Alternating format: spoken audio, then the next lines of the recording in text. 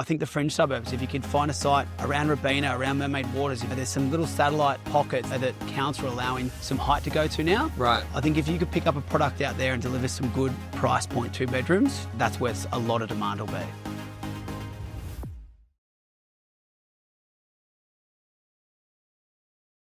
I'm here with Todd Matheson from Pezet Matheson. How are you, mate? Very well. Thanks for having me, Mike. Lot going on with you guys at the moment. Do you want to give us a bit of an update? What's happening on the Gold Coast? What's happening with Pezet Matheson? Yeah, mate, it's been a big couple of years. We worked on a lot of stuff over the last few years. The Gold Coast just keeps going from strength to strength. We've had a really great run. We've been fortunate enough to be working on some incredible projects, some incredible developers. So we're coming up to some big settlements in the next few years. Again, ones that we've been working for the last 2 to 3 years. We've got probably close to about 600-700 settlements in the next 10 months. Right. So we're going to be busy, plus launching a few new projects as well, which is a really exciting time. And then, yeah, we've also done the big shift into the new space here. So we're in Oracle for close to 10 years, which is fantastic to us. It was a brilliant space to have. But we saw a bit of a shift and change with where the world was going. And we probably want a little bit more space, because where we're sitting now, we've created I guess a bit of an immersion room or a presentation room type thing, because we realize the way that technology is going, we can showcase a lot of projects efficiently from one space using technology and having those sort of 3D walkthroughs to be able to showcase a project. So it's really exciting to be getting into this space. Still a few little final touches to come, but mate, glad to get you in here to show you it. Mate, it's looking awesome. And I think the Gold Coast is probably the envy of the entire property market in Australia. Yeah. How's the last 12 months been? And, what do you think the next 12 months look like? And what should developers be thinking about? Yeah, look, I think it is. We speak to some industry people from there, Brisbane, Sydney, Melbourne, and they're always like, how's it going up there? I just keep hearing amazing after amazing. I said it is. We're fortunate. And again, I've lived here my whole life, and I knew it, man. I knew it the whole time. It's a fantastic spot. Everyone's just waking up to it, right?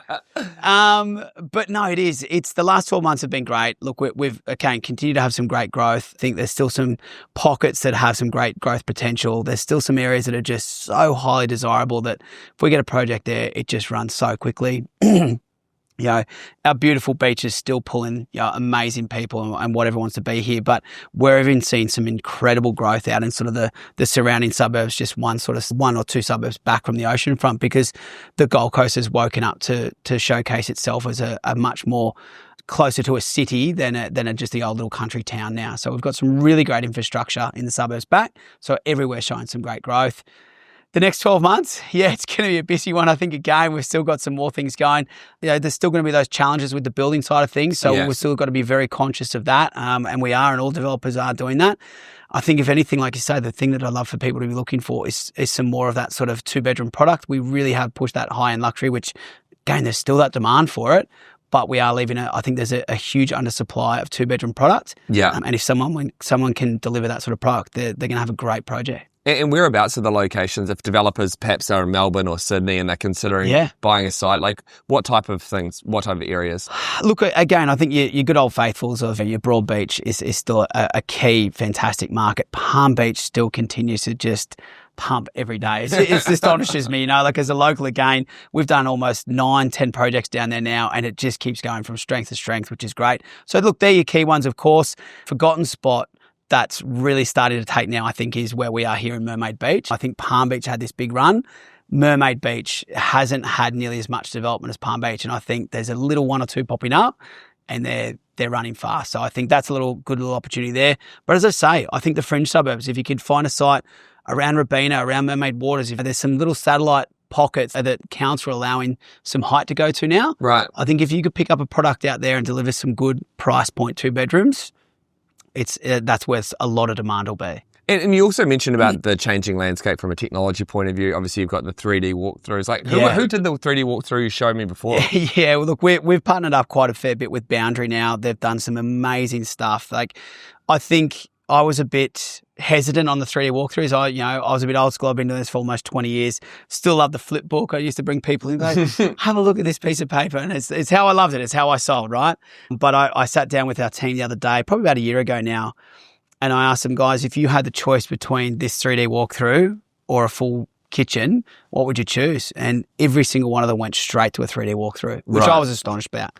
And it really blew me away. And that was working on a project. It was one of our older salespeople, I won't say old, but one of our older gentlemen said straight away, more experience, that's a great way of saying it. And also selling to an older demographic. And they said straight out 3D walkthrough. Right. So I think that was where a big pinnacle shift in my head went to. And we just went out to search for the best 3D walkthrough product. And we found Boundary have been a fantastic group to work with. We've probably done 4 or 5 with them now, and they just keep getting better and better. So I think that space is coming thick and fast. And cheaper than display, I assume, or is about so? It is. Well, look, I guess the thing is there's some efficiencies in it. I think the whole thing out of it is, and depending on the size of the project, don't get me wrong, there is still definitely a place for a full display suite for a certain size project. But some of these more boutique, smaller ones that may not have the budget for a full display, or you're almost better off not doing a display rather than just doing a half-assed one. You know? Totally. I think that's where our approach is that rather than doing that half-assed one, let's go all in on beautiful technology and make it really feel beautiful. So that's where the efficiencies of cost come in.